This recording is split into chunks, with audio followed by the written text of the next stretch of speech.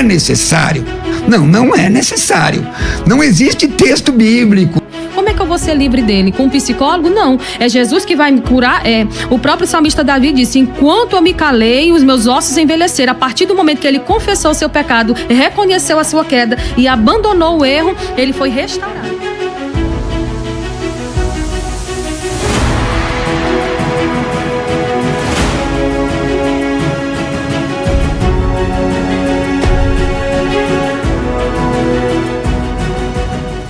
Mas tendo uma dama que é do meu lado esquerdo, eu vou dar a oportunidade dela começar aqui o programa, e vou dar aqui pelo menos uns 3 ou 4 minutos, dependendo da argumentação, para que cada um possa sedimentar aqui os seus argumentos. 3 minutos está na tela, então, missionário Ruth, seja à vontade para responder essa pergunta. É necessário a confissão de pecados para o líder da igreja? Então, pastor, quando nós confessamos pecados, nós concordamos com Deus que nós estamos errados.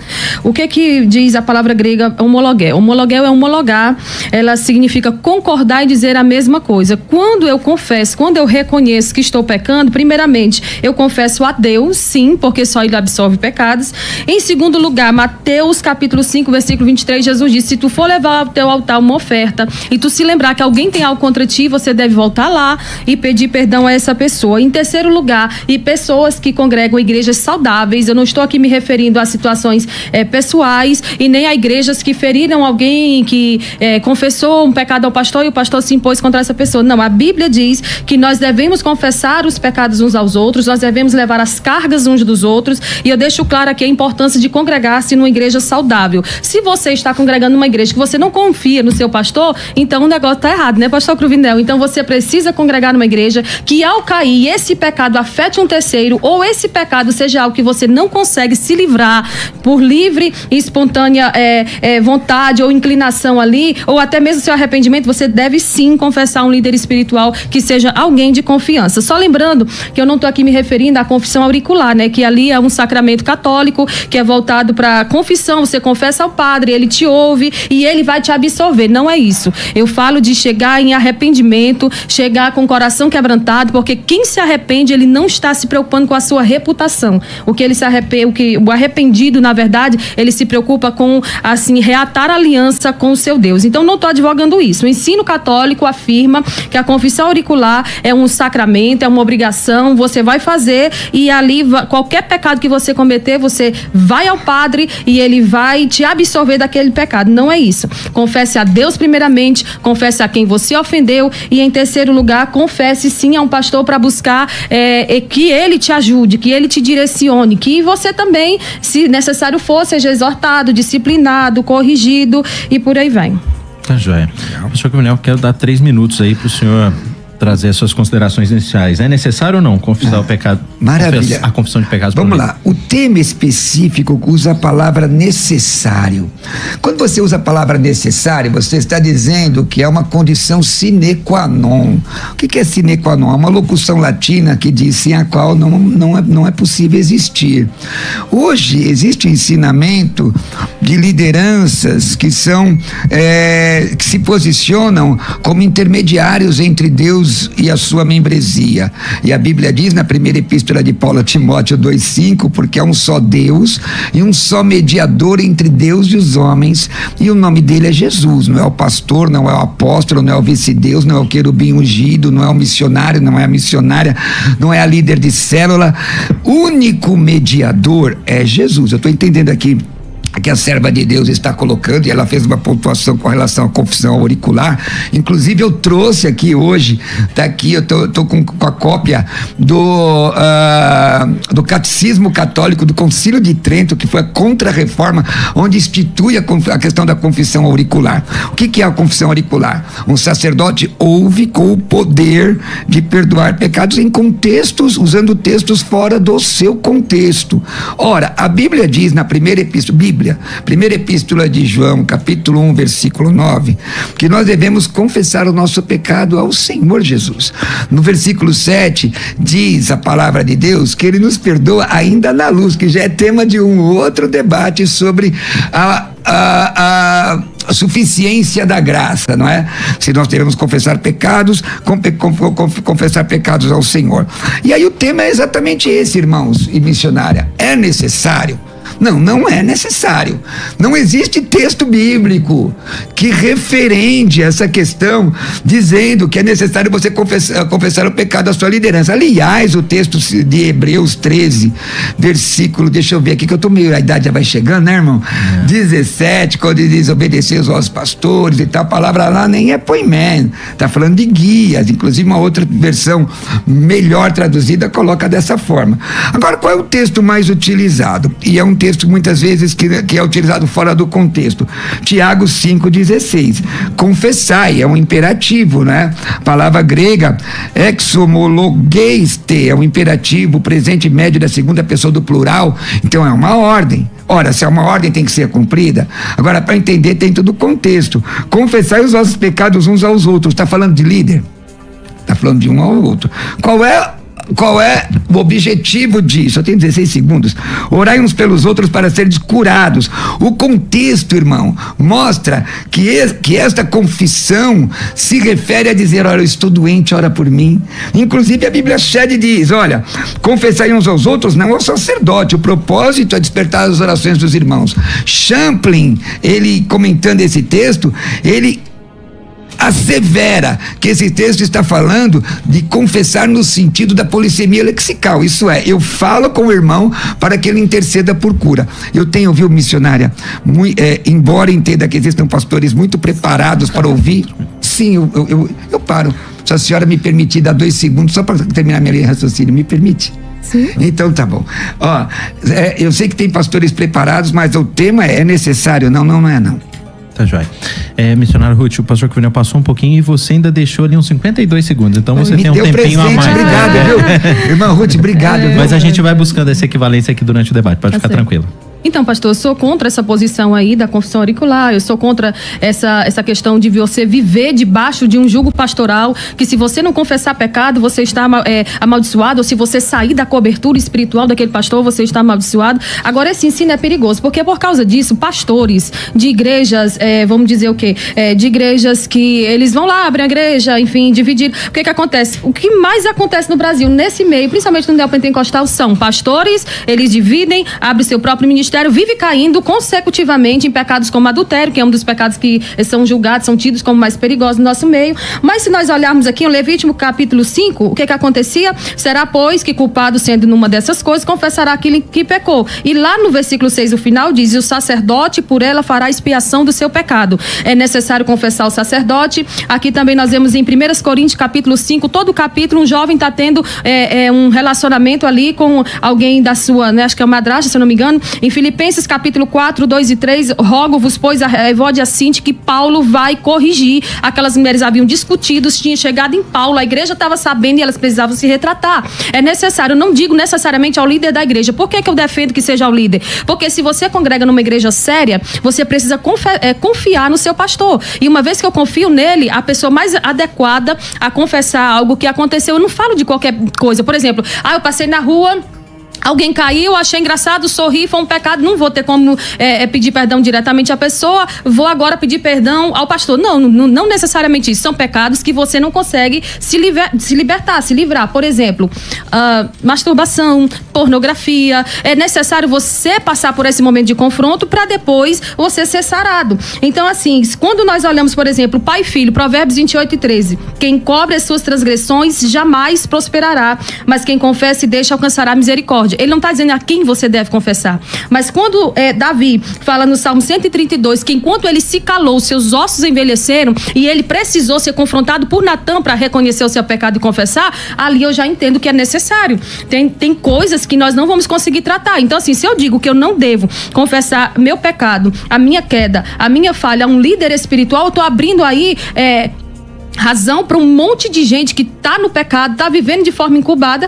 a continuar no pecado. Não, só vou contar para Deus, porque só Deus pode me julgar.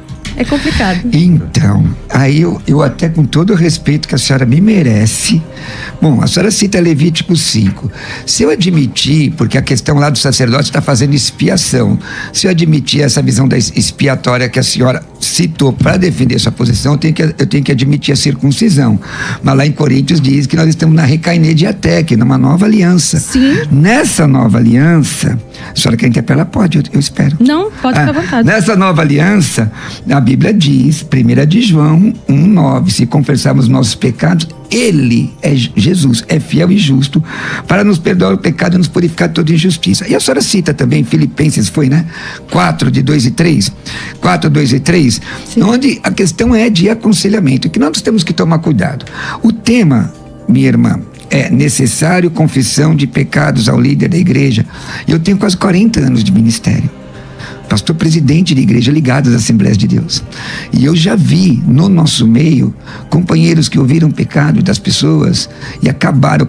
Eu sei de gente que foi parar, virou mendicante, porque o pastor não teve a sabedoria para tratar a transgressão ali. Primeiro, qual é a finalidade de se confessar pecado a um líder? Ser tratado. Bom, porque perdoar pecados não é. Só Jesus perdoa pecados. Com certeza. Talvez a questão seja mais psicológica, do sentido de a pessoa precisar falar e precisar abrir o seu coração. Mesmo assim, não existe um texto bíblico que diz que é necessário. O que, por exemplo, o que confessa as suas transgressões e deixa, como a irmã citou, não está falando a quem. Eu mais uma vez digo, querido irmão, entra no teu quarto. A nova aliança te dá essa liberdade. O véu foi rasgado de alto a baixo. Confessa teu pecado. Eu não estou dizendo que se você confessar teu pecado a um líder está errado. Eu não estou dizendo isso. Eu estou analisando exatamente o que o tema diz. É necessário? Não é não. Se você se sente bem e você sente a necessidade, o Espírito Santo lhe impulsiona para que você faça, maravilha. Eu já ouvi, inclusive existe um artigo do Código Penal que diz que se eu revelar alguma coisa recebida em segredo por função ministerial, eu cometo um crime. Pastor Juvenal, me permita. Permite, sim. Eu percebo aqui que, de certa forma, nesse primeiro momento do debate, o texto funila o debate funila com o texto de Tiago, no sentido que o pastor Cruvinel trabalha aqui a questão da necessidade. Como é que a irmã vê aquele texto?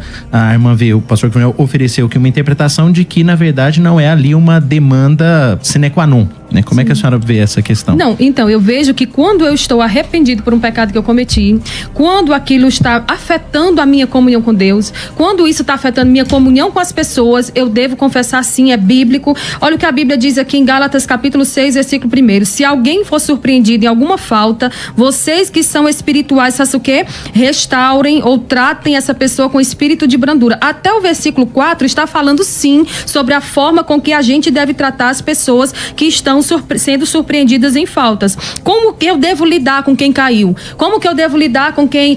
mesmo que essa pessoa não confessou, se ela foi surpreendida numa falta, se eu tô vendo que é algo que vai conduzir outras pessoas à perdição, ou ao inferno, ou até mesmo a ter sua mente cauterizada, eu devo ter, biblicamente, essa postura de tratar com a pessoa, ainda que com espírito de brandura, ainda que com muito cuidado para que a gente também não seja surpreendido nisso, mas esse ensino de que não é necessário confessar pecado, vai continuar levando um monte de gente a continuar pecando, porque afinal de contas não se submete mais a um líder. Pastor, até 20 anos atrás, nós víamos a seriedade com que a confissão de pecados era tratada nas igrejas. Foi criado leis para não ser exposto às pessoas e tudo mais. Eu penso que quem verdadeiramente está arrependido, porque todo pecado, antes de eu pecar contra o Senhor, eu peco contra Deus. Então, quem verdadeiramente se arrepende, vamos lá então. É normal um marido estar dormindo com a sua esposa com um pensamento em outra? Não é. É normal o namorado estar dormindo com a namorada como se fosse algo, como se já fossem casados? Não é. Não é só questão de atrair maldição, não é só isso. É principalmente o fato de uma falta de arrependimento, de uma mente cauterizada que vai levar essa pessoa a continuar cometendo outros pecados. A Bíblia diz que um abismo chama outro abismo. Então, se eu quero que o mal seja cortado pela raiz, eu preciso ter postura e caráter, sim, para confessar meus pecados, sem me preocupar com o que vai acontecer, com a reputação que vai ser, de uma certa forma, afetada. Ok, de maneira informal aqui, legal. Eu procurei controlar o tempo para garantir aquela equivalência certo. Que a senhora perdeu no começo, mas agora eu queria deixar que vocês possam se intercalar. Então eu passo a palavra para o reverendo Cruvinel e você tem olha só, veja a liberdade bem, de intercalá-lo. Veja bem, se alguém for surpreendido, o texto está falando de disciplina. está falando de discipulado, de ser surpreendido. Aí depois a irmã usa, respeitosamente eu coloco, o argumento do homem de palha, porque em hipótese alguma disse, não pode, não necessário confessar pecado, é necessário confessar pecado à pessoa que perdoa, que é Jesus. Mas ninguém, se a pessoa sente necessidade de compartilhar a sua vida ao seu líder, é de responsabilidade pessoal por conta e risco de quem estiver. Qual é o texto que diz que você tem que ir lá ao seu líder e confessar o seu pecado? Porque não foi o líder que morreu na cruz, não foi ele que ressuscitou dos mortos. Houve uma época, queridos irmãos, em que era necessário nas nossas igrejas, principalmente nas Assembleias de Deus, no culto de ceia, levantar e dizer assim: irmãos, me perdoe porque eu pequei. E aí o pastor dizia: com os irmãos perdoa fulano de tal. Ninguém nem sabia o que ele estava fazendo, porque quando você confessa alguma coisa com relação a pecado, isso deve ser feito com vergonha. Você tem que sentir a vergonha daquilo. Aquilo tem que te trazer um coração quebrado e contrito, como diz o Salmo 51:17, que é um coração quebrado e contrito Deus não despreza. O contexto do Salmo diz, Davi diz: Senhor, não retires de mim o teu espírito. Ele não disse profeta fulano, Senhor, não retires de mim o teu espírito. Eu não estou dizendo da habilidade de alguns pastores ouvirem a sua membresia, mas, irmão, é temerário, porque a partir do momento que você diz que você tem que confessar o pecado ao seu líder, você está minimizando o sacrifício de Cristo na cruz e o poder. Não estou dizendo que a senhora está dizendo, irmã, com certeza, mas... até porque eu não estou defendendo que a pessoa confessa ao líder para que o líder perdoe. Não, ela confessa para ser restaurado. Irmãos, então vamos lá, interpelações à parte, preste atenção aqui no que eu vou colocar. Mas só deixando o cara aqui, agora podem se interpelar. Sim, então tá bom. Eu dou a palavra sempre, sem problema. Veja bem, irmãos, é Jesus que perdoa o teu pecado. Quando você confessa um líder, talvez confesse por uma questão psicológica, talvez confesse para solicitar um auxílio para vencer por exemplo, o vício da pornografia, como foi citado aqui, acho que foi a irmã que citou, então, né? Como é que o senhor me explicaria, pastor? João, capítulo 20, versículo 23. Se de alguns vocês perdoarem os pecados, lhes serão perdoados, mas se os retiverdes, serão retidos. Porque assim, se eu não confesso um pecado que eu tenho recorrência nele, como é que eu vou ser livre dele? Com um psicólogo? Não. É Jesus que vai me curar. O próprio salmista Davi disse: enquanto eu me calei, os meus ossos envelheceram. A partir do momento que ele confessou o seu pecado, reconheceu a sua queda e abandonou o erro, ele foi restaurado. Isso, só citou mesmo João, Evangelho de João? Capítulo 20, versículo 23. Vamos lá. Se algum de vós se alguns perdoarem os pecados, seriam perdoados. Se retiverem, serão retidos. Observe que isso, o texto fora do contexto, dá a interpretação da confissão auricular. Se o padre retiver, reteu, acabou, já era. Você continua em pecado. Observe o contexto geral. Esse contexto invalida 1 de João 9, se confessarmos nosso pecado, ele é fiel e justo para nos perdoar o pecado e purificar toda injustiça. Não invalida, mas complementa. Nós confessamos para o Senhor e confessamos desse ponto de vista da minha irmã, não é, que eu retiro no grego, ambas estão no tempo perfeito, né, irmã? Estão no tempo perfeito. O discípulo não pode perdoar ou reter o pecado. 1 de João 2:5. É isso? Na revelação profética do Escritor, para assegurar ao pecador que já foi perdoado ou condenado por Deus. Irmãos, presta atenção. Se você isolar esse texto, o que você vai defender? Que para você ser perdoado, você tem que passar por uma intermediação que a Bíblia não declara. Missionária Ruth, como é que a senhora vê esse texto de João, assim, uma interpretação adequada para ele? Eu vejo que, primeiramente, nós precisamos confessar os nossos pecados e levar alguém de direito. Se essa pessoa, ela ora comigo, ela me ajuda a vencer esse pecado, se ela... porque, assim, tem gente que já confessou para Deus, mas ainda sente culpa. Eu lido direto com mulheres que dizem: eu tô traindo meu marido, eu traí o meu marido e eu não consigo confessar para ele porque vai me levar... Vamos lá, então, pastor Cruvinel, como lidar com uma situação dessa? Eu vou já responder o pastor e eu queria saber do senhor. Como que eu lido com uma mulher que traiu o marido e não consegue confessar a ele? Porque a Bíblia diz que nós temos que confessar a quem nós ofendemos. Temos que confessar ao Senhor, mas tem que confessar a quem ofendeu. Como é que eu vou ter o perdão do meu marido se por acaso eu pequei contra ele e não consigo confessar porque eu tenho medo? Olha, aí nós temos um outro debate até que já fizemos aqui. Você acredita que é necessário fazer esse tipo de confissão? Pastor, baseado em quê? Baseado na oferta. Se eu for levar minha oferta e eu lembrar que alguém tem algo contra mim... Contra você. Sim, ou eu tenho algo contra ele. Porque veja bem, aí já é um debate que nós fizemos aqui, porque é a transferência de peso. A pessoa é inocente. Quem vai te perdoar o pecado não é a confissão, é Deus. Eu não vou invalidar o que... Aliás, irmã, o texto de Marcos, capítulo 2, versículo 7, diz assim: por que fala ele deste modo? Isso é blasfêmia. Quem pode perdoar pecado senão um que é Deus? Agora, como eu vejo esse versículo aqui, eu vejo assim, os líderes espirituais... Está escrito, viu, gente? Os líderes espirituais declaram o perdão que já foi confessado e, mediante a confissão, eles declaram que a pessoa está perdoada. Porque eu falo com Deus. Agora, então, vamos ao seguinte, vamos já fazer logo essa salada toda. Ananias e Safira pecaram, né? Ananias foi lá, aumentou, ofertou. Safira teve a opção de pecar ou não, de mentir ou não, de enganar ou não, mas pelo fato dela ter mentido, ela morreu também. Se você continuar pecando, se você continuar mentindo, se você continuar escondendo esse pecado, você vai pro inferno, porque você não está conseguindo tratar ele e se libertar dele. Se você continuar pecando, olha aqui pra mim, você vai pro inferno. Romanos 6:23, o salário do pecado é a morte, mas para você se livrar do inferno, vá a Jesus e não a um homem comedor de feijão. Vá a Jesus e vá alguém para te ajudar. Que ótimo que esse debate já chamou o povo, a audiência ao arrependimento. Com certeza. Se alguém já for ganho através desse debate, nós vamos aproveitar. Ezequiel 18:4, tá? A alma do pai é minha, a alma do filho é minha, a alma que pecar, essa morrerá. Vamos aproveitar então 2 Coríntios, pastor, só um minutinho, 8:21, pois procuramos o que é honesto, não só diante do Senhor, mas também diante dos homens. Se eu cometo um furto, eu tenho que ir lá e devolver. Se eu tô pecando contra meu marido, eu tenho que confessar a Deus para me perdoar e a ele para me perdoar também. Ou do contrário, não existe. Não, mas dentro do tema do debate, querida irmã, você só deve fazer isso se ele for um líder. Você está entendendo? O tema do debate é exatamente... Eu estou entendendo o que você quer fazer. Não é só um líder que seja pastor. Querida irmã Ruth, calma. O que eu estou te dizendo é o seguinte: eu não estou dizendo que você não deva confessar um pecado de furto, fazer a restituição devida. O tema do debate é assim, porque a irmã está transversando. É necessário confessar o pecado para o líder da igreja? Cadê o texto? Aqui, vamos lá. Quando Jesus fala aqui com os discípulos, né? Se vocês perdoarem os pecados, eles serão perdoados, se retiver, serão retidos. F.F. Bruce diz o seguinte: se vocês perdoarem os pecados, essa expressão deve ser entendida não só como uma referência à disciplina da igreja, como parece ser o contexto de Mateus 18, mas relaciona com a missão dos discípulos no mundo. Nós somos, esses 2 textos aqui, eles são passivos, serão perdoados ou serão retidos. Subentende o que? A ação divina. A função do pregador, do pastor, é declarar. E quem perdoa é Deus.